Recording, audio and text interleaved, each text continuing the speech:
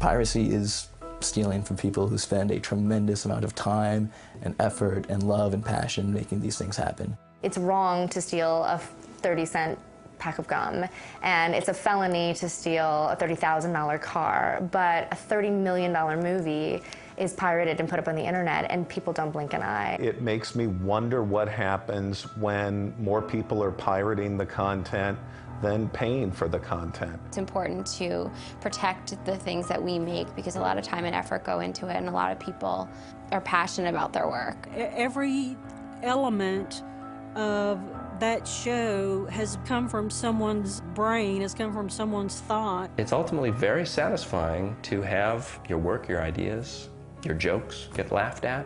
Every show is a story of creative people who came together to take a seed of an idea and turn it into something. It's a solid job and it's got a lot of creativity behind it, so it's something that we all really enjoy, and we enjoy the characters. It's really great to be in a department where you can come up with an idea, turn it into a show, and actually watch it air. It's incredibly frustrating to see that something that I've worked on is, you know, just being used to somebody else's advantage.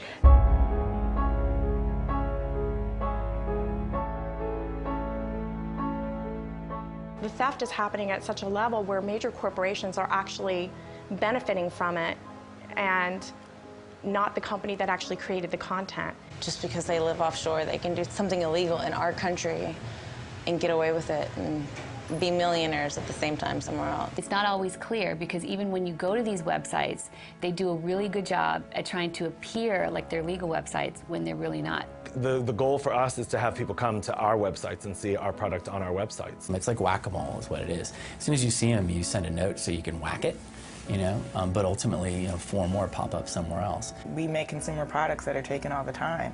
We have games and phone apps. We just had a popular app that was copied and stolen, and somebody put it in a cyber locker in Russia, and they were the ones making money for people downloading our game, and we were monitoring it and couldn't do anything about it. In this, we went through 20, 25 different pieces to get this exactly right. And then when other people come out with unofficial product, it brings everything down. You will see a manufacturer who we know doesn't have the rights to sell our products selling 50,000 units of one product. I've seen books that are not ours being sold in 99-cent stores. It's become socially acceptable to watch pirated material on the internet, and I think that people need to be reminded that it is actual creative intellectual property and therefore should be paid for. I'm selling content, although people can't touch and feel it. It's a product. The intellectual capital that you have here and the creative capital that you have here, really, I haven't seen it, you know, like this anywhere else. It is far and away our best export.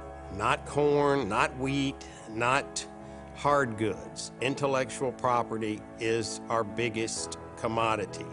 It's cold out there when there's no money, there's no work. If you're really dependent on work coming from larger companies, and you know that those larger companies are making less and less money due to piracy issues, I'd be wondering where my next paycheck was coming from. All those people that are working in this industry to make a living for themselves and feed their families, it has a big residual effect.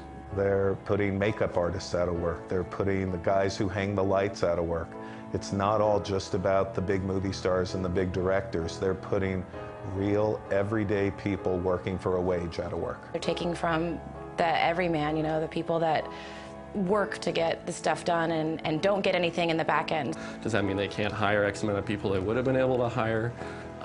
If it negatively affects the company, ergo it negatively affects me. Every time, you know, you walk by that blanket of stuff out in the subways, or you order one of those pirated DVDs online, you're taking money out of somebody's creative hands, not just a big faceless corporation. By you going out and buying our shows and buying our movies, we get to keep our jobs, and I really, really would like that. I think everybody would, especially today where it's so hard to find one. It means that maybe the next season of SpongeBob won't come back because the people that made it didn't get paid for it. We're makers, not takers. We're not trying to take away anybody's First Amendment rights by protecting ours and our creative. We're not trying to stop people from using the internet. We're not trying to prevent free speech. We're just trying to protect our creative, what we made. If you want this quality of content, we can't do it for free. Well, I think we're all worried. People who work in the industry are worried of the long-term effect of piracy on our jobs. Content theft going unchecked is, you know, the digital equivalent of leaving the store's doors unlocked and letting people loot product. It's like we're letting people take stuff away from us and not slapping them on the hand. I think we expect our lawmakers to protect us. You know, they talk about protecting Americans and American jobs. Well, here we are. We're asking for help, and, you know, they have the power to help us. Our legal recourse is generally asking nicely, asking nicely, asking nicely, and it just doesn't help. The damage is done, and we, I think, need real, legitimate pathways to change.